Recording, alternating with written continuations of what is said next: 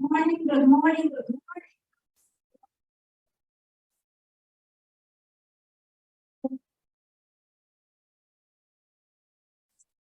And it's especially beautiful to be with family and friends.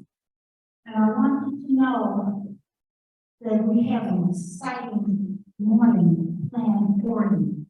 We're so glad to have a special guest, lovely Regent Denise Ilitch, and our guest speaker is Michele Donor, came all the way from New York with us today.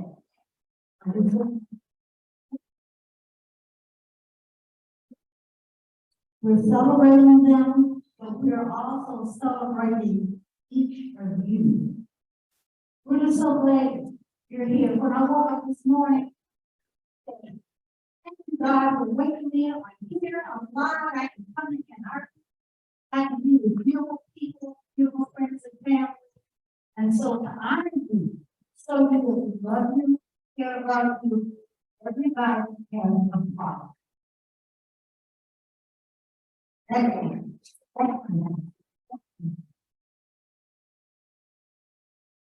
And part of my picture is I want to do that, but I just want to say that we,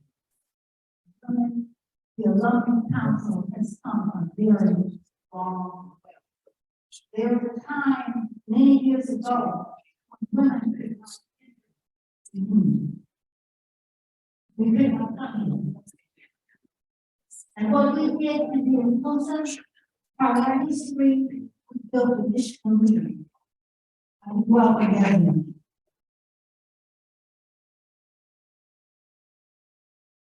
I was 17 years old, and we have done so much. We have come together as family and friends. We built the education wing at Camp Michigan. Michigan started the CW team education for women. I don't know Dr. Tiffany Mars here, but she oversees that project. So many wonderful things. And if you'd like to know some of the things that we do on our exhibition table, side and alcove, we have the spirit of 1917 that tells a lot about us.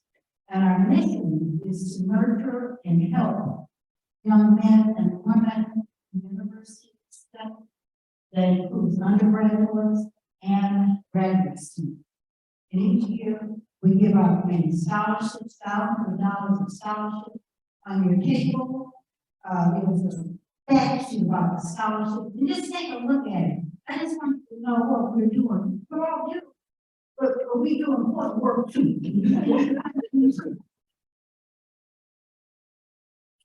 And you know our mission, and now I want you to see God.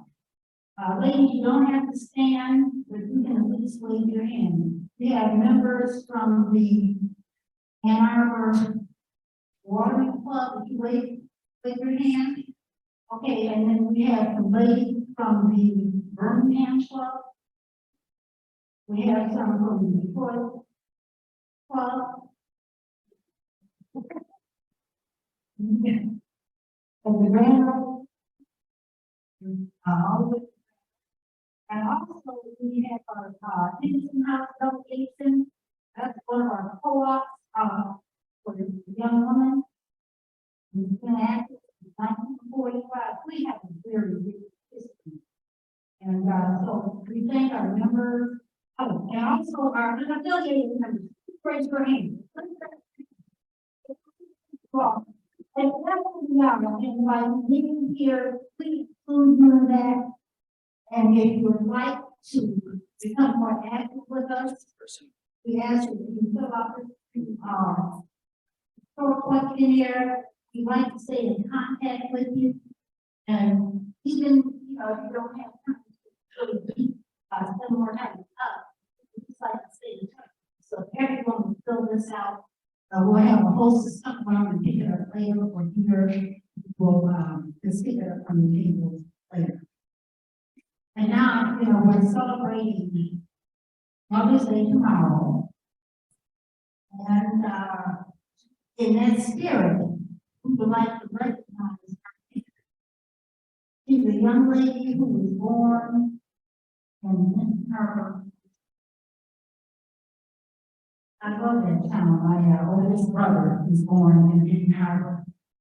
And she came here, graduated from nursing school in 1956, and she's been a member of the Waterman Group since 1964, and she's been leading, guiding, and inspiring us to all heights. And we love her and we appreciate her. And to make her very special to us, this podium cover is dedicated in her honor. At the bottom,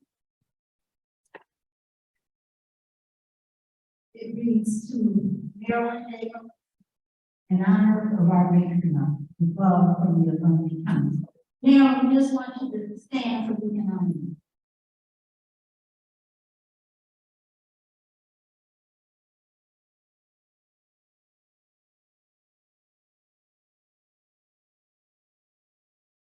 Okay.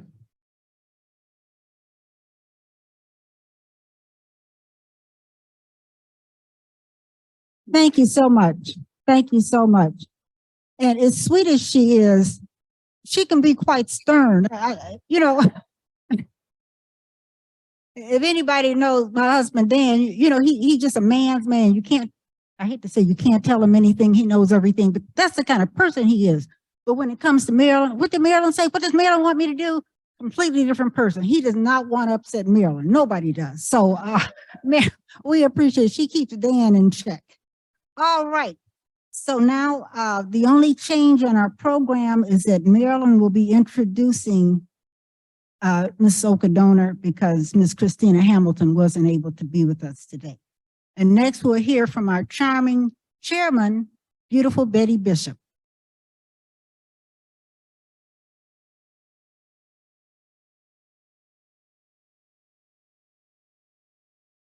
Thank you, Cerise. Just want to welcome all of you to this gathering of the University of Michigan Alumni Council. It's great to see all of you here. I think there may be a few more joining us in the next few minutes. Some people have gotten stuck in traffic and things like that, which do happen. But it's great to have all of you here. And with this, I'm going to introduce Kelly Joseph from the University of Michigan Alumni Association to give her greetings.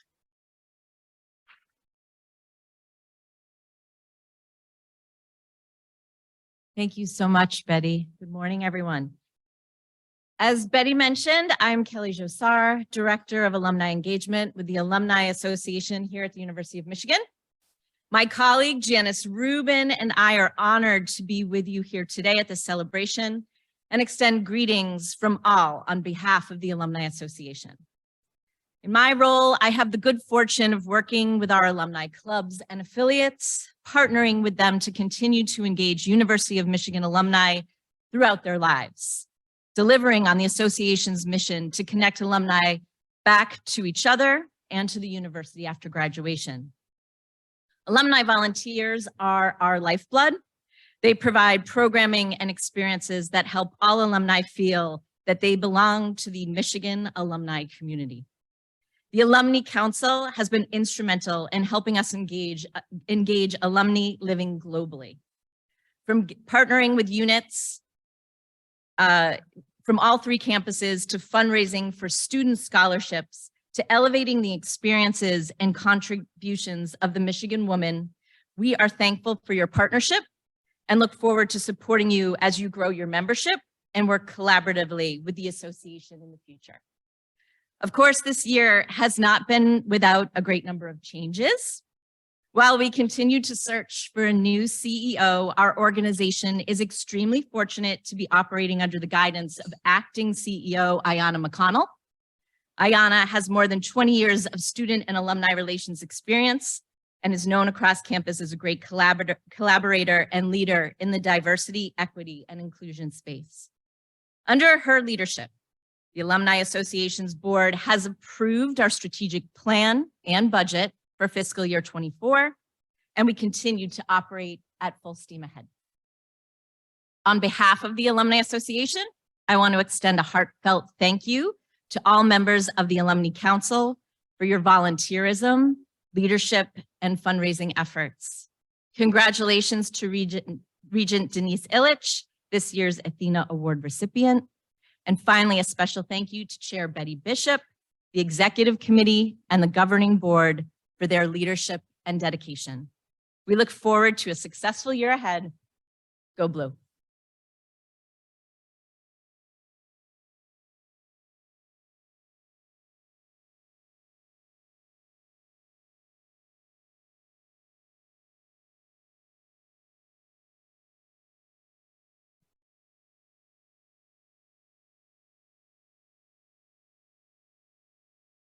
Good morning, all. As you know, I'm here to present the Athena Award this year. We have a newly designed Athena Award medallion, which has been created by our guest speaker, Michele O'Connor. The image of the tree of life is what represents our new award. Michele created this for the New York School of Interior Design 100th anniversary, and we adopted that. The tree of life is her mode. And in the words of Marilyn Magoon, the image represents the tree of life embedded in the germinated seed. It speaks to the notion of continuum. This award manifests transcendent value and enters what I think of as a cosmic circle. The seed also happens to be of a female image, in keeping with the goddess theme, our Athena. At this time, I will share the bio of our honoree. Regent Denise Ilitch is a Democrat from Bingham Farms. She received her BA degree from the University of Michigan in 1977 and her JD from the University of Detroit in 1980. She is an owner of Ilitch Family Companies, president of Ilitch Enterprises, LLC, serves as a trustee for the Skillman Foundation, is the chair of Skillman External Relations and Partnership Committee, and is a member of the Heinz C. Pritchard Bipolar Research Program Advisory Board. Regent Ilitch has served as the president of Ilitch Holdings Incorporated, a privately held business that manages Little Caesar Enterprises, the Detroit Red Wings, the Detroit Tigers, and Olympia Entertainment. In support of her efforts to enhance educational opportunities, she established the Denise D. Ilitch Endowed Scholarship through the U of M Alumni Association Lead Scholars Program in an effort to help students earn their advanced degrees. Regent Ilitch has served on the board of the Detroit branch of NAACP and was a Detroit Red Wings alternate governor for the National Hockey League and was a board member of the Major League Baseball. She has received the B'nai B'rith International Great American Traditions Award, the Claire Barton Award for the American Red Cross, was named 2007 Alumnus of the Year by the University of Detroit Mercy School of Law, and was honored one of the Alternative for Girls 2020 role models.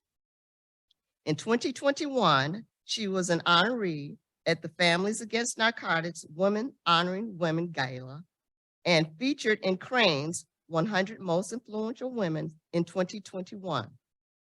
Regent Ilitch was recently voted the best philanthropist in Our Detroit magazine, Best of Detroit 2022. Regent Ilitch is also a regular panelist on the CBS TV show Michigan Matters and hosts a podcast, Denise Ilitch Show, on Apple, Spotify, Amazon, and iHeartRadio. She was elected to the Board of Regents in 2008 and was reelected again in 2016. Her term expires January 1st, 2025. Without further ado, I bring to you Regent Denise Ilitch.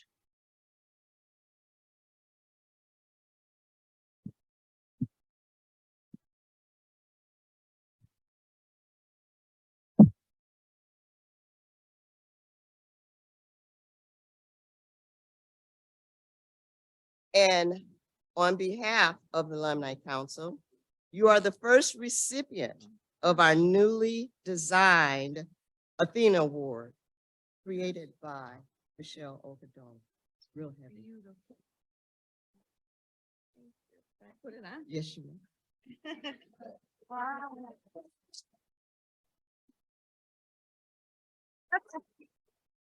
And we also have a plaque for you.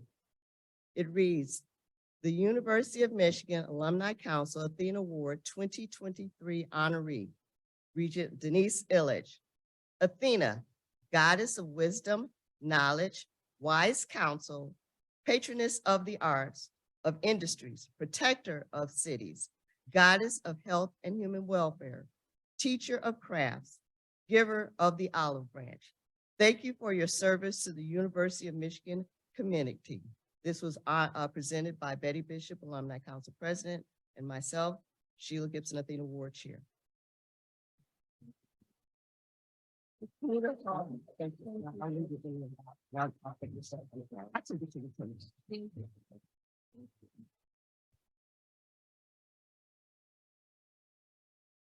Well, good morning. I'm so touched. Thanks. I gotta get my. Okay. Thank you for this beautiful medallion. I am deeply honored to receive the Athena Award and grateful to the University of Michigan Alumni Council for their dedication to recognizing the achievements of Michigan alumni. I'd like to give a special thanks to the Athena Award Committee, the Honorable Sheila A. Gibson, Anita Anderson, Emily Anderson, Jacqueline Dufek, and Adele Karras. I'd also like to thank the two chairs, the two past chairs with their involvement as well, Marilyn Magoon and Jocelyn Bennett. I absolutely love your mission, and I just want to thank you so much for all of the work and commitment you do on behalf of Michigan. This award is a tribute to the strength and resilience of the Michigan community and the power of women in leadership. I want to just share a couple personal experiences with you. I can't seem to leave Ann Arbor. You heard my dates, so you know when I went here. And I was telling my daughter-in-law, Isabella, on the way up that every time I drive into Ann Arbor, I kid you not, my heart just jumps up a little. And it was because I had such an amazing experience at the University of Michigan. And even though you may not see a lot of the benefits of your work, you are helping students every day. And those people that you help, those students will be up here one day talking about the experience that you helped them enjoy at this university and be educated. I absolutely love being a regent. It is just the best job because it is, you can make an impact and you can make a difference. And my dad, for the first few years, he kept saying to me, "You don't get paid? I don't understand. I don't understand how you don't get paid." I go, "Dad, stop saying that. It's public service." But he never went to college. And so I don't know if he ever could understand the experience that one has in college and wanting to give back. And so it's been a labor of love. And even though we've had really difficult times in the past, particularly with the pandemic and all of the things we've faced at Michigan, we're stronger for it. We have an amazing community of which you are part of that backbone.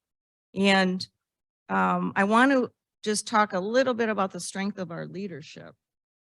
We have a new president, President Ono, who is phenomenal. I was a co-chair on the search committee along with Regent Hubbard. And it was so exciting because we could actually put our stamp on what kind of individual we want leading. And he has just hit the ground running. He's phenomenal. He is a people person and he connects with students. He connects with all of our stakeholders. He has great experience and he loves our university. He's just so excited. I don't know if any of you are on Twitter or Instagram, but he's all over the place. In fact, I think our communications department has been saying to him, President Ono, you have to kind of lighten it up a little bit. He's got selfies everywhere. he's phenomenal. So we also have a great provost in Lori McCauley. She was the dean of our dental school and she has hit the ground running. She is works really well with President Ono, which is a real key for strong leadership. And then of course our board. We have a very strong board. It's a diverse board. It is 8 very strong individuals. Many are alums and they come, but everyone comes from a different experience. And one thing I've learned after almost 16 years of being a regent is when I first came in, it was like, okay, I have an opinion and that's it. That's my opinion. Now I've really matured in a way that I really do not make a decision about anything at Michigan until I hear what all my colleagues think, because everyone comes from a different point of view. We have I think Kathy's a corporal now. She keeps getting promoted. She's probably close to general. She's amazing. We've had doctors and lawyers and business people and teachers. And so it's a good group to lead the university. So I just want to thank you again for this incredible honor. I'm very moved by it because I care so much about Michigan. Thanks.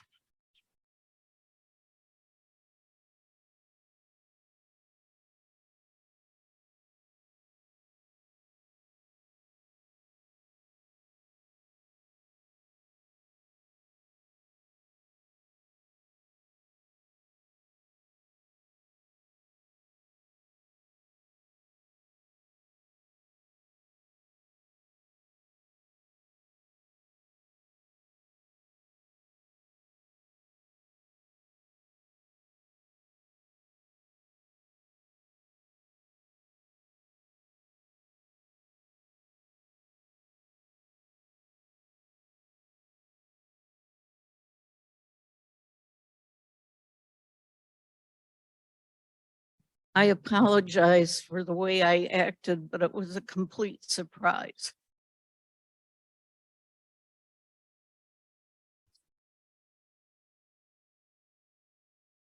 And I didn't know that I was due up. Christina Hamilton has had a family emergency, so I'm substituting for her. Christina is the head of the Penny Stamps lecture series, and she helped me find Michele Okadonor. Michele is really not that new to the Alumni Council.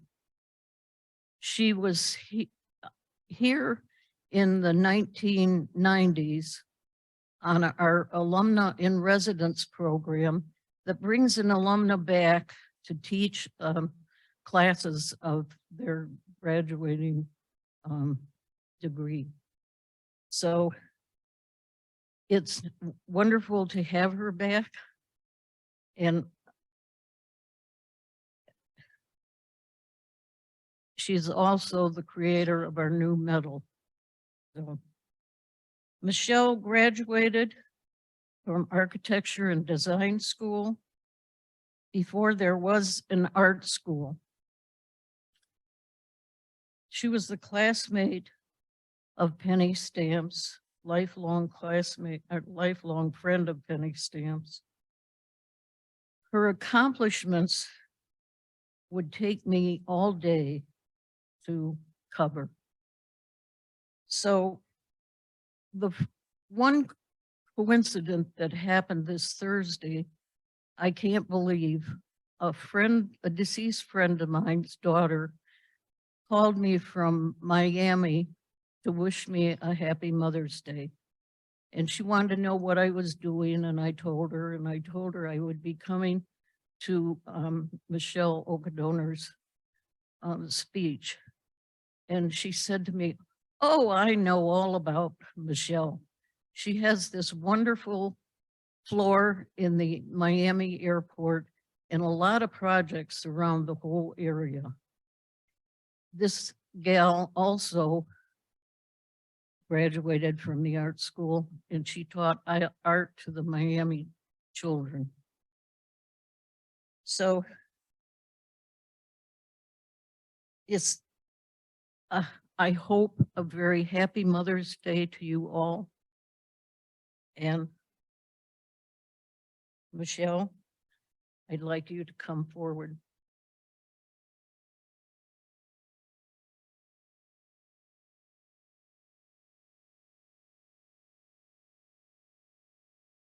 I'm sorry. You did such a great job. Anybody who wants to know anything more can go on the internet today. So we go here. So.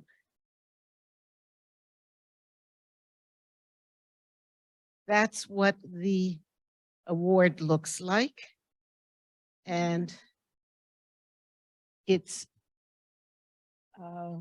silver, and the wonderful man who created this award came from the old country, and he won't make anything anymore. So I'm so glad you have 10, I think. Did you order 10 in stock? And that's the end of it. So Denise, you have 1. And that is really, I'm excited that it's yours. So I'm delighted to be in the presence of a wonderful group of people who gather to acknowledge distinction in our midst. Clearly, Denise is a worthy choice, and I'm very honored to share this moment of your life with you. The Athena Award, like all citations for excellence, has many criteria. The one that stands out the most for me is Denise's commitment to community and the community that nourished her. She is deep-rooted. The silver medallion she will take with her this afternoon reflects this aspect of accomplishment. The tree of life with sprouts, tendrils, and branching forms that push the border, just like us, that encloses this energized circular form. One of the outstanding images in art history depicts the Egyptian goddess Isis, who takes the form of a sacred sycamore tree to nourish the pharaoh. He represents not a single entity, but an entire nation. I've been enchanted by this painting for a long time. I love the ecstatic branching that reaches up to the sky with tiny little paired leaves, and the human arms supporting a breast that is suckled.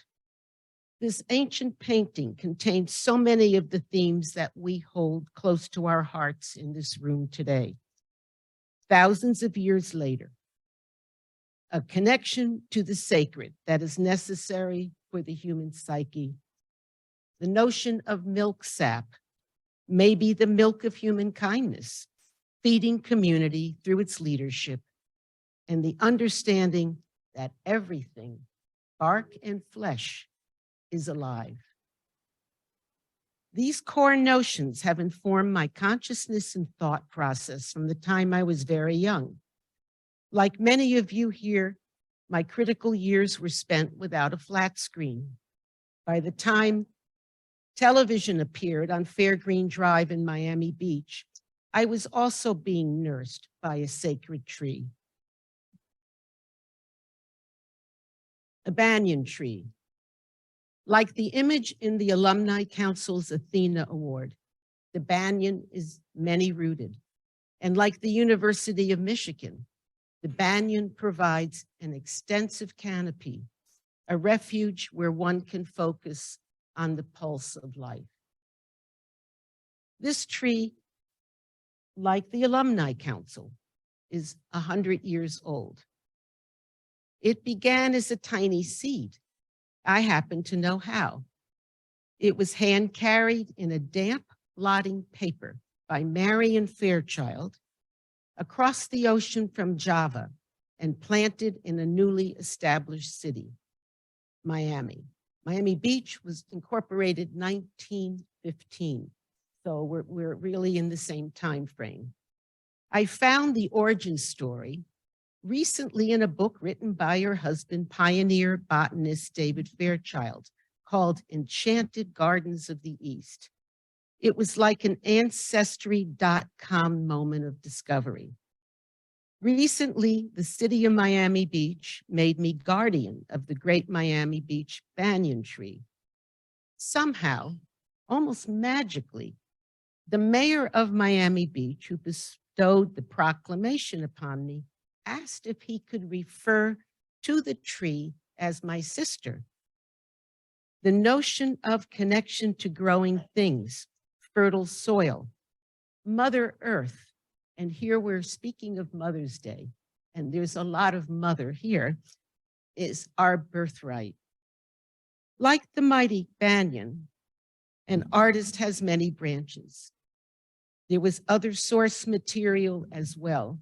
Then, of course, none as dramatic as that mini dome cathedral growing across the street from my home.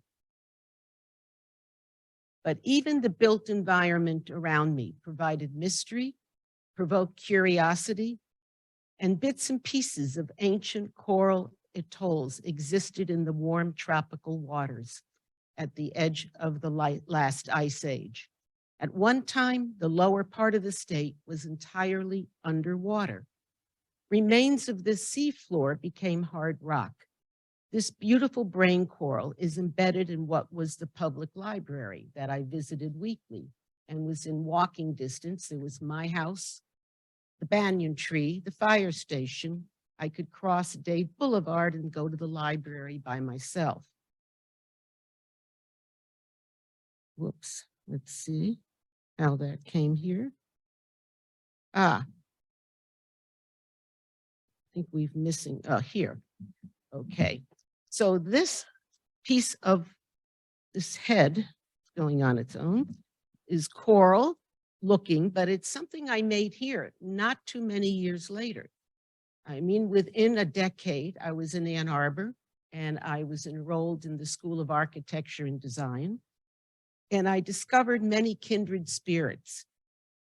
Many members of the faculty had come from Cranbrook, and they were introduced and indoctrinated to the Scandinavian ethos that was brought by Eliel Saarinen. There was a reverence for materials, for the tree that lived before it became a table or a chair. They also brought a sensibility I'll call pre-industrial revolution, the hand. Nearby, Chicago's IIT, a band of devotees to Mies van der Rohe and the Bauhaus had also arrived as a result of fascism in Europe. Many of them sifted as well into Ann Arbor with similar notions of creating building, their furniture, fabrics, and objects for living with a singular vision. The idea of total integration of the arts was served up as a first course in the basic studio classes. The hand was holding its value here in a machine age. I was drawn to the ceramics department, soft and wet, malleable as the sand on Miami Beach. I was accustomed to building and shaping. Now, my mother taught Latin, and though I never heard her speak it, I understood her fluency with the Romantic languages was due to the fact she had this knowledge. A grasp of Latin is necessary for medicine, botany, and many other disciplines. Clay, like Latin, is a universal language that underpins all artistic expression. I found in the study of clay, once again, Mother Earth, the white kaolins from Georgia, the ball clays from Tennessee and Ohio, and soon I knew the identification of the mines where the clay was extracted, because there were bags lined up and it said OM20. They said, what does that mean? Old mine. So the connection was so visceral and real. Then the oxides in the Earth's crust provided a palette. The silica that was fused in the clay to become a glaze was in those bags too. This was geology in my hands and a chemistry lesson using the scales to measure and construct formulas for clay bodies, slips, and glazes. I was peripherally aware that clay was marginalized, but I learned long ago to follow my instincts and live in the service of my curiosity. Though other students were focused at the time on color field paintings, large-scale canvases, or welding I-beams, there was a begrudging respect for the strange forms that emerged from my studio. One professor walked by and he said, "I see, Miss Oka, that you are a Jungian." I was 19 years old and not very certain what that meant. I looked it up and began to understand that I was part of a long golden thread wanting to understand and connect the dots.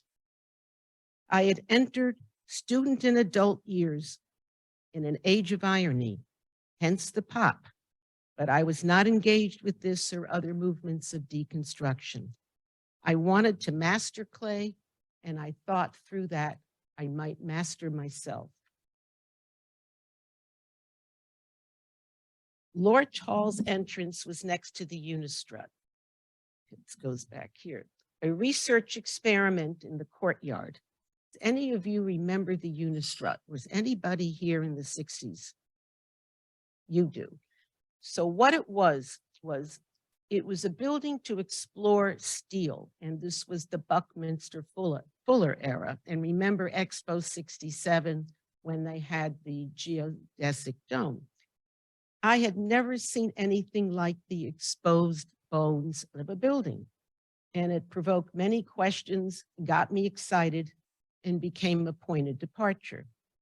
I was able to draw a parallel between a mollusk excreting its home, the small crabs I saw on the beach carrying their homes on their backs, and humankind making adobe from mud, and so some other primitive dwellings. Here I see we have to go back to this. All right, so jumping ahead many years later, I created, this is called Miko, a cave-like pavilion in the city of Doral. This monumental sculpture is an icon as well as a shelter and distillation of an intense study and interest, I'm sure inspired by the Unistrut. I mean, who does this? And then that Spanish moss is a curtain, you know, I'm always softening the built environment. I just can't help it here. So you go, these were works. The one was the smaller one, my 1966 graduate show, and the other one, 1968, and these continue. And the graduation poster. Many of those people went on to do interesting things, but even so, they were all interesting. It was a wonderful time. Generation Magazine, the war was happening in Vietnam. They took one of my masks and put it on the cover. I was kind of drafted into all the movements. I loved it. Spent the night on the diag with all the other students and faculty too at the first teach-in against the war in Vietnam, which then spread to Berkeley. And as I read recently in the Louis Meehan book, the reason why Berkeley gets the credit is they had Mario Salvo, and he was a better speaker than any of the people in Ann Arbor. But that's going to be fixed, yes, because we're 2 obituaries in the Times, and one of them was a professor here, and it started in his living room and the anti-war movement, and then moved to the diag. So there's a whole story here that hasn't been told, and it was just as exciting as the clay room. And the newspaper article, it has the 2 dolls I made here in Ann Arbor. That's the front page of the Financial Times. The work was purchased, taken to a gallery in New York. Then it was in the Edinburgh Festival, and somebody told me about this, and it was quite exciting. I had no idea what the Financial Times even was. And then it went on the Today Show. which I never would have known unless, but my brother-in-law, who was at Trinity College in Hartford, happened to see it on television and call us years later. All right, so I don't watch the Today Show, and it went right by me. But years later, we retrieved it. So that's Aline Saarinen. And we have the tape, and it was very exciting. And she said, well, I don't quite know what they are, but they're quite interesting, aren't they? So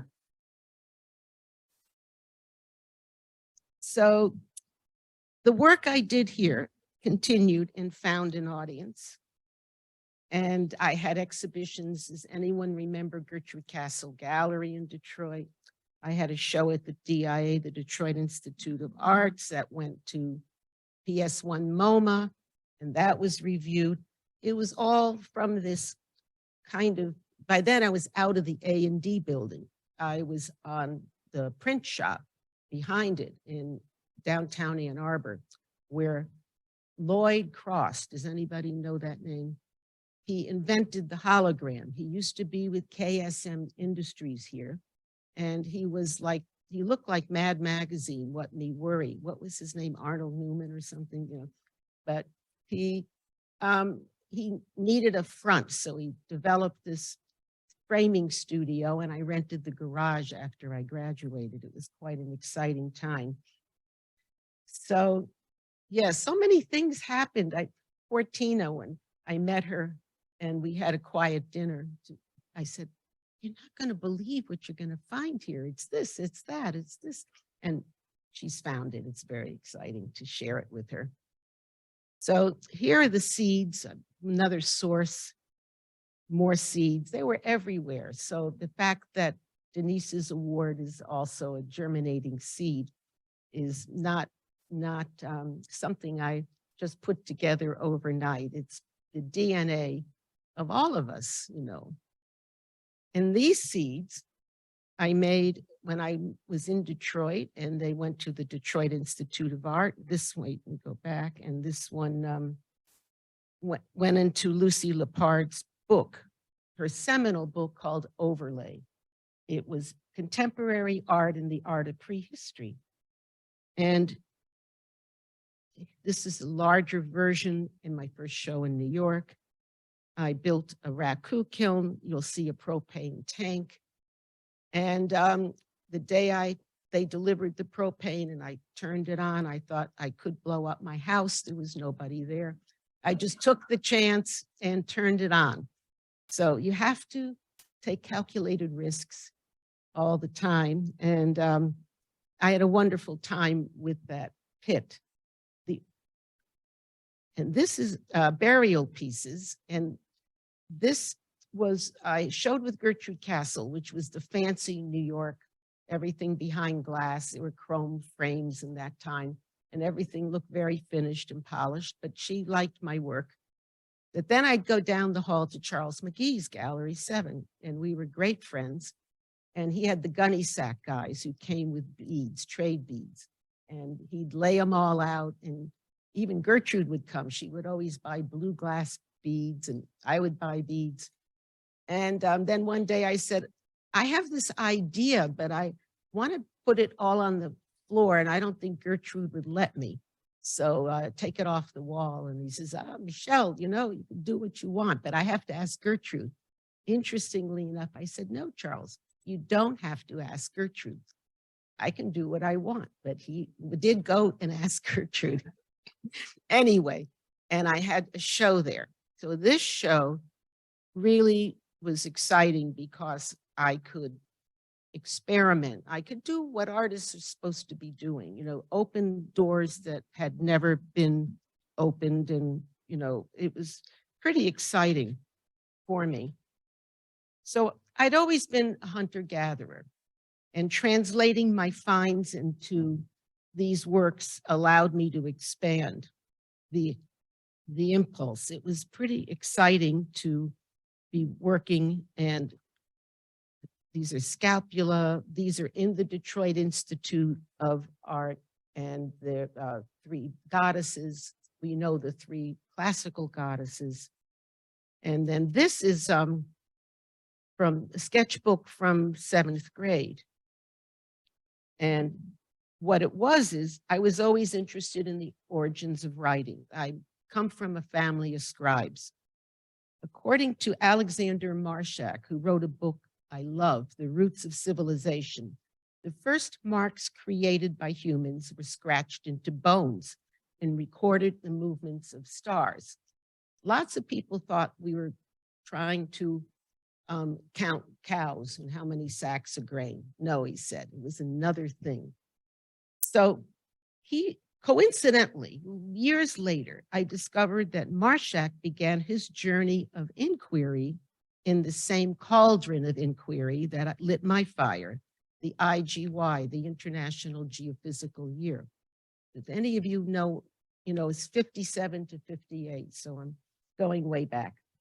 What was important is he realized art, symbol, and notation are all connected. We're all connected. It's a body. So the drawings I showed you, IGY, go back, were the aurora on the surface of the sun. Now, I remember my high school science teacher, Bernard Kreisberg. We had to choose for the year a project. 57, Sputnik was launched. So I was about 12. It was during the Cold War. So you had to go outside and look. I mean, like we thought we were going to see it. We were also doing those things where you had to get under your desk and put yes. So, it was a time that was wonderful and a little bit fraught. So the cover of this book was the rocket ship, of course. And it led to page 1 and page 2, and the installation at the DIA. This all came together and I could put it on the floor of the North Court. And they kept saying like, wait, are you sure? No pedestals, but I had that Gallery 7 exhibition. And so I was able to say, don't worry, I'm okay.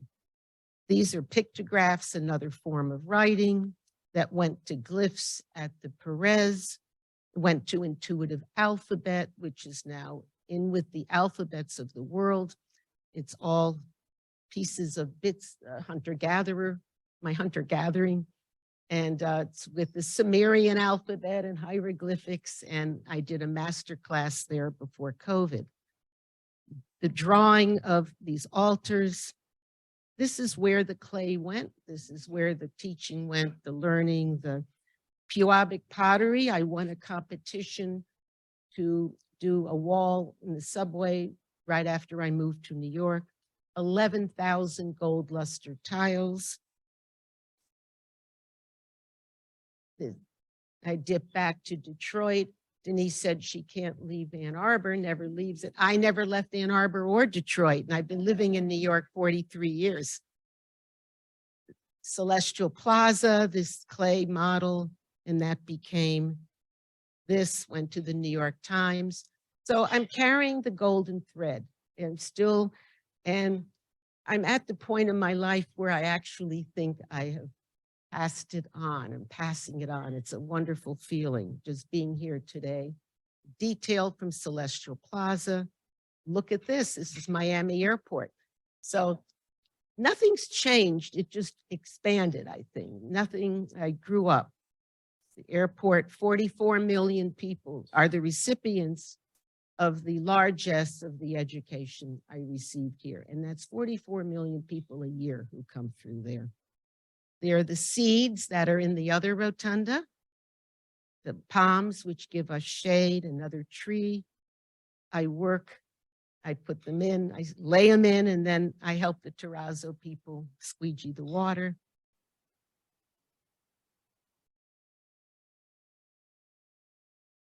That's weather patterns. I actually got yelled at by the county. Are you putting hurricanes in there and trying to get people, scare them off from coming to Florida? I'm not joking. Salt, abstraction of what it is that it's in our blood. We're saline solution. It's in the water. And that's Detroit, Wasserman Projects. I had an exhibition. I was so excited to see this when I pulled up for the opening of the exhibition. Nymphenburg kiln. Inside again, clay, back to the figure. Those are vines on the figure. I imagined I found her with a capital H in the earth, you know, covered with vines. More writing, fossil hunting, because this is Mott. This is a drawing for Mott Children's Hospital, the glass. This is the curtain for the Miami City Ballet. I set it underwater. I got some flack for that too, because they thought I was being political. And the costumes, there's Puck and seaweed. You know, I mean, why the Bavarian forest of Shakespeare when you have the beauty of South Florida, right? There you go. And the bow, Capoletta, the great warrior. And just recently, I'll bring you to this year. This is Malta, a goddess figure made of their palm. It's in the main square, and I got an email from a minister, prime minister. Is this work for sale? I said, well, I wrote him back, it's going to your new museum, Mikas, which hasn't opened yet. And so there's now, my contract is no longer with Mikas, it's with Heritage Malta, and they can fight it out. And this is a book coming out in September, A Seed Takes Root, a true story. And you can imagine what the story is. And that's one of the illustrations of the banyan tree. And finally, this is something that's so poignant and so dear to me. I wanted to share it with you. Let me see if I can find it, because that I can't make up. Let's see. Okay, I can probably read it from there. But what it is, yes, Biscayne Bay, the glittering jewel that literally sparkles like a diamond. Talk about diamonds between Miami and Miami Beach is, it's threatened. So I made a zine. I was commissioned to make a zine. And you know what a zine is? We have, everyone know what a zine is today? I didn't know. It's young people appropriated magazines, went into self-publishing. It's very exciting. And it is expressing the hopes and fears that are pressing as we go forward into the Anthropocene. Because everything I've shown you basically was made in the Holocene. And we are in a new epoch. And that is something we have to think about. So this is the last thing I'll say, and it is because a turning moment is upon us, and we are a very powerful group of women. And the thick meadows of seagrass once kept our water clean. They were filled with marine life, tarpon, snapper, manatee, snook, runt. The decline of seagrass began in 2005 after twin hurricanes pounded South Florida. This was followed by persistent algae blooms. Coral and sponges were killed off. The fish population shrunk. Thalassia is the most common Florida seagrass with deeper root structures. You see how it all comes full circle. It's all connected. And it enables the deep root structures, enables us to hold the soil. We are these stabilizers. Seagrasses are important as nurseries. Everything will be swallowed up by rising waters. Seagrass evolved tens of millions of years ago in the Middle Eocene, much older than us. It is a flowering plant that lives underwater.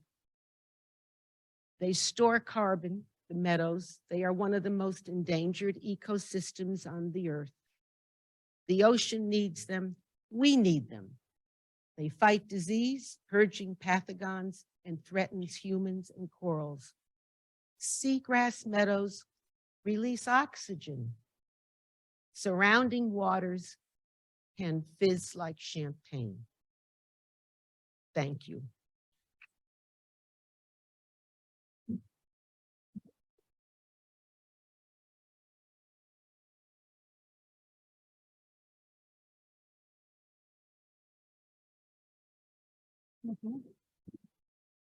Yep, just a couple. We've had a delightful morning here with Denise Ilitch, our Athena Award recipient, and Michele Akadoma.